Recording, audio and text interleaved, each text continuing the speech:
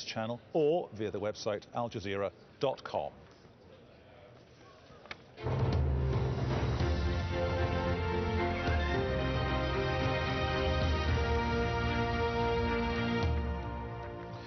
You're watching the News Hour from Al Jazeera. I'm Peter Dobby. Good to have you with us. Moving on. The US Secretary of State John Kerry has met Israel's Prime Minister Benjamin Netanyahu in Jerusalem. Mr. Kerry is in the region to try to help end a recent wave of violence across Israel and the Palestinian territories. Since the beginning of last month, 94 Palestinians and 16 Israelis have been killed. In the most recent attack, a Palestinian rammed a car into Israeli soldiers. Mr. Kerry said Israel has a right to protect itself. The terrorism, these acts of terrorism which have been taking place, deserve the condemnation that they are receiving. And today I express my complete condemnation for any act of terror that takes innocent lives and disrupts the day-to-day life of a nation. Israel has every right in the world to defend itself. It has an obligation to defend itself, and it will, and it is. Sam Bahour is a Palestinian-American political analyst. He joins us now from Ramallah in the occupied West Bank. Sam Bahour, we've heard there from John Kerry. What do the Palestinians want to hear from him? Well, I think Secretary Kerry knows very well why the region has become in a spiral of violence. He himself said at the end of 2013 that the two-state solution has 1 to 2 years left. And then he embarked on 9 months of trying to get the two sides to come to the table to resolve the conflict. And he couldn't get the Israeli side to stop settlement building for 1 day. So now we've entered year 3. Long after his projection of 2 years, and it's very clear that what the Palestinians are asking for now is a political horizon. We are a people under 48 years of occupation. Secretary of Kerry talks about disrupting day-to-day life. Our day-to-day life has been disrupted for the last 48 years from this military occupation. It's time for the United States and the Obama administration specifically to recognize the state of Palestine, to make it very clear that the end game will be 2 states. Because what we're hearing from Israel, one day that there'll never be 2 states, and one day on the White House lawn that there may be 2 states. We are beyond lip service now. It's time to walk the walk. And the Obama administration, of all administrations in the US, know very well, because they themselves have seen the settlement building continue to grow, and they've seen the Palestinian community to lose hope. The time has come to recognize Palestine and stop arming and politically covering Israel as they continue this military occupation. If you want a journey to begin towards, to quote your phrase, a political horizon, could the first stop on that journey be a demonstrated desire on the part of the Palestinians to take the heat out of the current situation? We've seen this wave of violence over the past few months or so. Well, there's 2 dynamics that are happening at the same time, and I think we need to understand both of them. There are the violent acts that are happening in Jerusalem and some Israeli cities. That is a very minor incident, limited to a few people, and no one can accept a child stabbing a citizen of Israel or any other country. But that's the limited dynamic.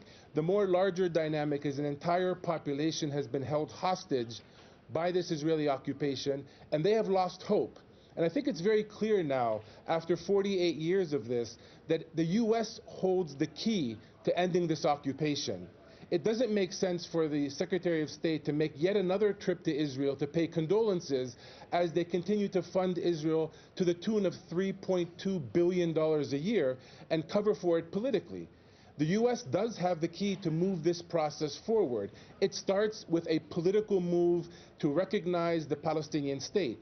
Without that political horizon starting, I don't see how we can reach another level of negotiations that would be serious. We've been negotiating with Israel for 20 years. All we've seen is the settlement enterprise move from 100,000 settlers when the process started to 580,000 settlers today. That cannot continue.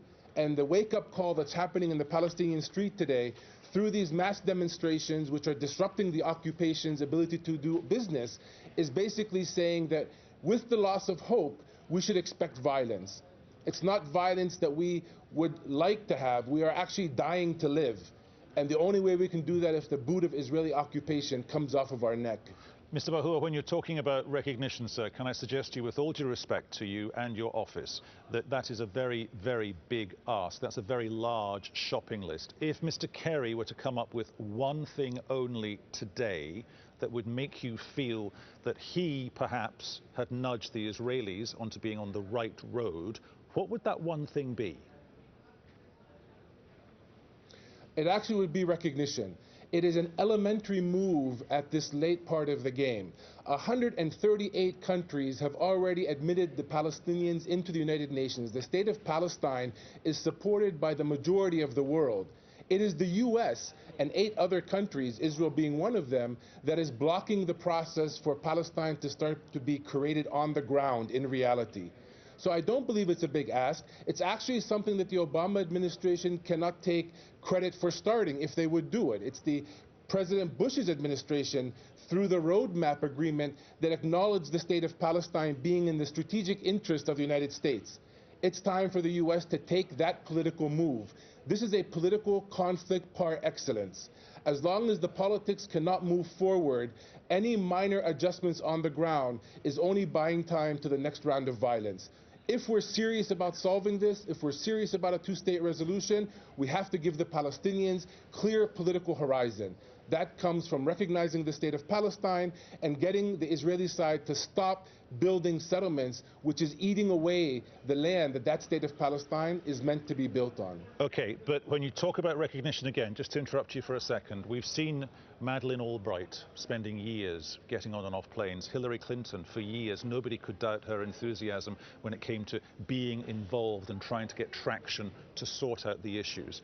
What would be the real issue? Not the broader concept of recognition, but fine-tune the language for me, sir. What would be the one issue, the one thing that could come out of this meeting that would make you feel more comfortable that Israel was trying to do the right thing?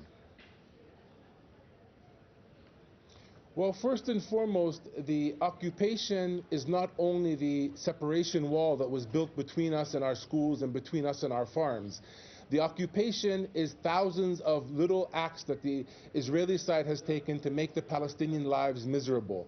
One, for example, is the 400-plus checkpoints that are Israeli manned within the West Bank, separating Palestinians from their workplaces and their schools.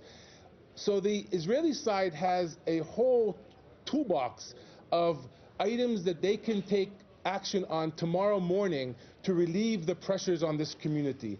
And those apply to our water supply, to our frequencies, for us to be able to have telecommunication services, and for movement and access.